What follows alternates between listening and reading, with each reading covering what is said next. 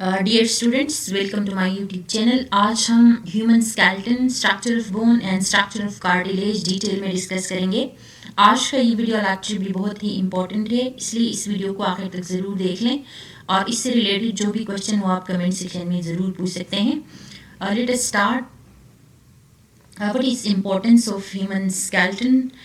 कोई भी living organism को होल्ड करने के लिए अगेंस्ट ग्रेविटी और एक्सटर्नल फोर्स एक स्केलेटन की नीड होती है। या फिर अगर हम बात करें कि लिविंग ऑर्गेनिज्म की जो बॉडी का साइज है वो एवोल्यूशन के साथ उसकी साइज इंक्रीज होती गई है, तो इसी हिसाब से जो है अगेंस्ट ग्रेविटी और अगेंस्ट एक्सटर्नल फोर्स एक सपोर्टिंग एक स्केलेटन की नीड होती है।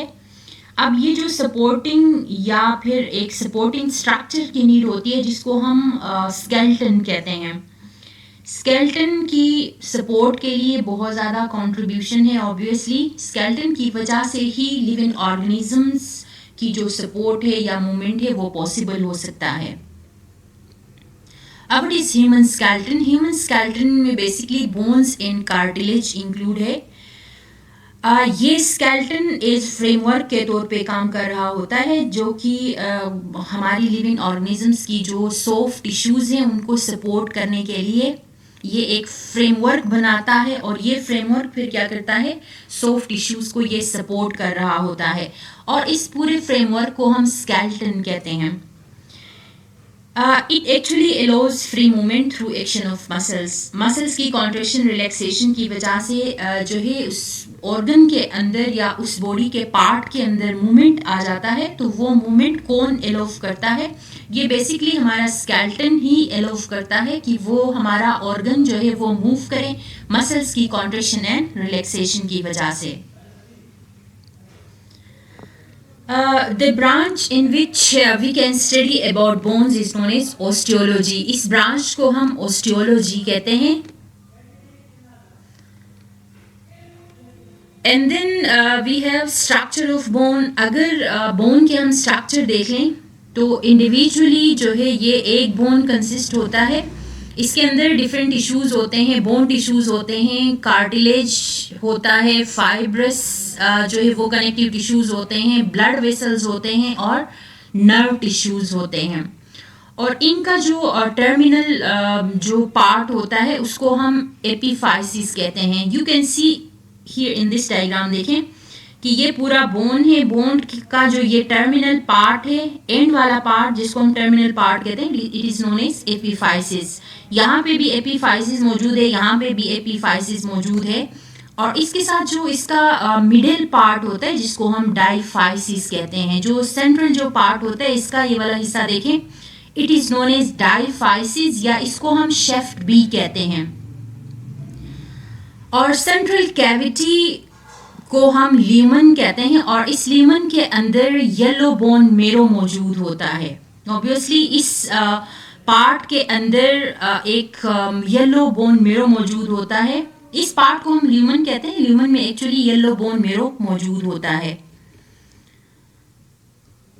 If we further move into more details तो ये स्ट्रक्चर हमें नजर आ जाएगा। देखें कि आउटर कनेक्टिव टिश्यू का जो पार्ट है इसको हम पेरियोस्टम कहते हैं। This is पेरियोस्टम, this is basically outer part. Outer connective tissue का जो लेयर होता है इसको हम पेरियोस्टम कहेंगे, और जो इनर जो पार्ट होता है उसको हम, या इनर जो रीजन होता है उसको हम एंडोस्टम कहते हैं। अंदर वाले हिस्से को एंडोस्टम कहेंगे और बाहर वाला हिस्सा जो है उसको पेरियोस्टम कहते हैं। एंडोस्टम के अंदर पेरिफेरल जो इसका पेरिफेरल पार्ट होता है एंडोस्टियम का, उसको हम कॉम्पैक्ट बोन कहते हैं। ये वाला हिस्सा जो है ये कहलाएगा कॉम्पैक्ट बोन।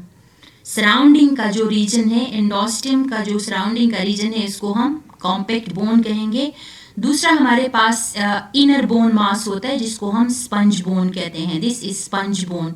ये आपने अक्सर देखा होगा कि ये बोन के अंदर वाले हिस्से में एक पोरस स्ट्रक्चर होता है, इसको हम स्पंज बोन कहते हैं। This is sponge bone. और जबकि दूसरा जो है इस तरह का स्ट्रक्चर होता है जिसमें पोर्स मौजूद नहीं होते बल्कि हार्ड मटेरियल होता है जिसको हम कॉम्पैक्ट बोन कहते हैं।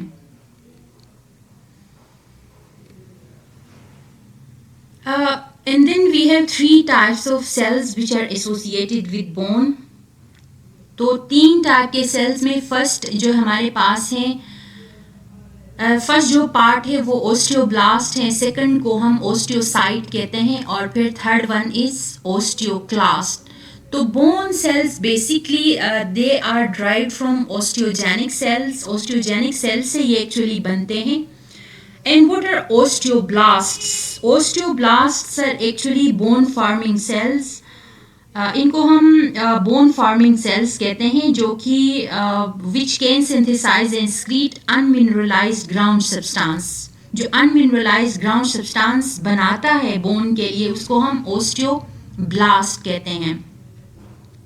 And then we have second type which is known as osteocyte. Osteocyte का जो मेजर फंक्शन होता है, it maintain healthy bone tissue by secreting enzymes. Different type के ये एंजाइम सक्रीट करता है और फिर बोन को ये हेल्दी रखता है, और फिर बोन मिनरल कंटेंट को भी ये इन्फ्लुएंस करता है कि they can also regulate calcium level, जिसमें ये कैल्शियम लेवल को भी रेगुलेट करता है कि बोन से जो रिलीज होके जो कैल्शियम ब्लड में जाता है उसको भी ये कंट्रोल कर रहे होते हैं। And last type is osteoclast. Osteoclast basically ये बोन डिस्ट्रॉइंग सेल्स हैं, जो कि कैसे ये डिस्ट्रॉय करते हैं, they can perform osteoclast perform bone reabsorption, जिसको हम डीमिनरलाइजेशन कहते हैं। डीमिनरलाइजेशन का मतलब ये है कि ये बोन्स को बोन्स में से जो कैल्शियम डिपॉजिट हुआ है पहले से, कैल्शियम और फॉस्फेट जो बोन्स के अंदर पहले से डिपॉजिट हुआ है, उसको निकाल के ये ब्लड में भेज देते हैं और फिर बोन की ब्रेक डाउन कर देते हैं। तो इसका मतलब ये है कि ओस्टियोक्लास्ट का जो मेजर फंक्शन है, ये ग्रोथ और रिपेयर ऑफ बोन के अंदर इनका मेजर रोल है कि जब भी उस बोन को ब्रेक डाउन करना होगा तो ये सबसे पहले क्या करेंगे कि डीमिनरलाइज करेंगे उस बोन को, उस बोन में से फॉस्फेट और कैल्शियम को निकाल के ब्लड में डालेंगे और फिर एज रिजल्ट फिर ये क्या करेंगे, उसको ब्रेक डाउन करेंगे। तो ग्रोथ और रिपेयर के अंदर इनका सबसे मेजर रोल है। And then we have structure of cartilage. Cartilage के बारे में कहा जाता है कि cartilage is not strong as bone, ये सॉफ्ट होता है as compare to bone. Particular places में ये मौजूद होता है, and this is more flexible than bone because the matrix is gel like. तो जो मैट्रिक्स इसके अंदर होता है कार्टिलेज के अंदर, जिस तरह से बोन के अंदर मैट्रिक्स होता है, इसी तरह से कार्टिलेज के अंदर भी मैट्रिक्स होता है, लेकिन ये थोड़ा सा जेल टाइप का होता है। Which contain many collagens and elastin fibres. तो इसका जो कार्टिलेज का मैट्रिक्स है उसके अंदर कोलेजन एंड इलास्टिन फाइबर्स, जो इलास्टिक फाइबर्स जो है वो मौजूद होते हैं। And this cartilage matrix is covered with by dense layer of collagen fibres, जिनको हम पेरिकॉन्ड्रियम कहते हैं। तो ये जो मैट्रिक्स हैं ये फिर एक लेयर पे, डेंस लेयर पे कवर हो जाते हैं। इसको देखें, दिस इज डेंस लेयर। जो पिंक स्ट्रक्चर या जो रेडिश स्ट्रक्चर जो हमें नजर आ रहा है दोनों एंड्स पे, ये भी देखें, इनको हम पेरिकॉन्ड्रियम कहते हैं। Matrix is actually covered with dense layer of collagen. तो ये कोलेजन फाइबर का एक डेंस लेयर है जिसने इस मैट्रिक्स को कवर किया हुआ है। ये सारा मैट्रिक्स कहलाता है। दोनों साइड्स पे देखें, एक लेयर ने कवर किया हुआ है, यहाँ पे भी और यहाँ पे भी। इसको हम कहते हैं perichondrium. And there are many small cavities are present in matrix. They are known as lacuna. In matrix के अंदर देखें कि छोटे छोटे स्पेसिस मौजूद हैं सेल्स के बीच में, इनको हम लेक्यूना कहते हैं। And living cells of cartilage are known as chondrocytes. ये जो हमें सेल्स नजर आ रहे हैं, दीज आर कार्टिलेजनस सेल्स, ये लिविंग सेल्स हैं, इनको हम कॉन्ड्रोसाइट्स कहते हैं। तो जो ओस्टियोसाइट्स बोन के केस में हम कहते थे, उसी तरह जो है कार्टिलेज के केस में हम कॉन्ड्रोसाइट्स कहते हैं। कार्टिलेज के सेल्स को हम कॉन्ड्रोसाइट्स कहते हैं। They do not contain blood vessels, और इस वजह से ये स्लोली हील कर जाते हैं। यहाँ पे ब्लड वेसल्स मौजूद नहीं होते और इनमें सिंपल डिफ्यूजन का प्रोसेस होता है और इसके थ्रू जो है जो भी न्यूट्रिएंट्स की सप्लाई है वो डिफ्यूजन के थ्रू होती है, तो इसलिए इनकी हीलिंग जो है वो स्लो होती है। And then 3 types of cartilage in human.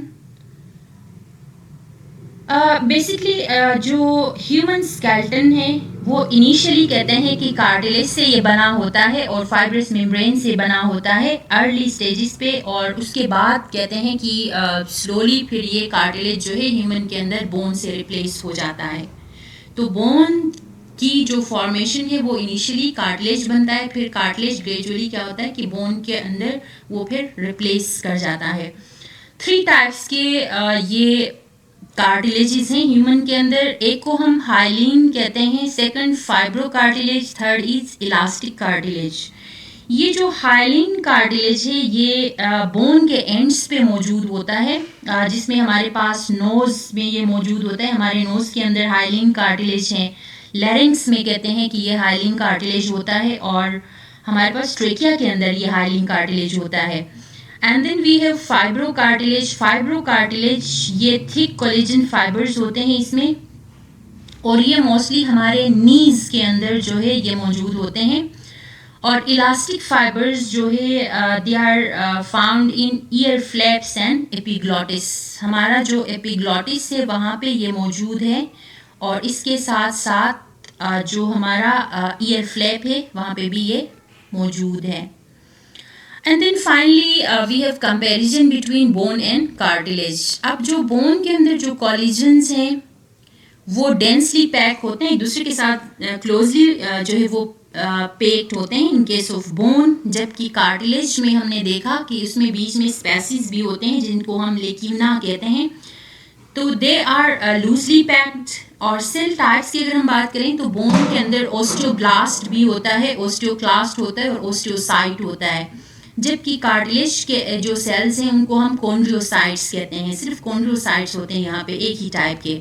Blood vessels bone में प्रेजेंट और कार्टिलेज के अंदर ये ब्लड वेसल्स नहीं होते।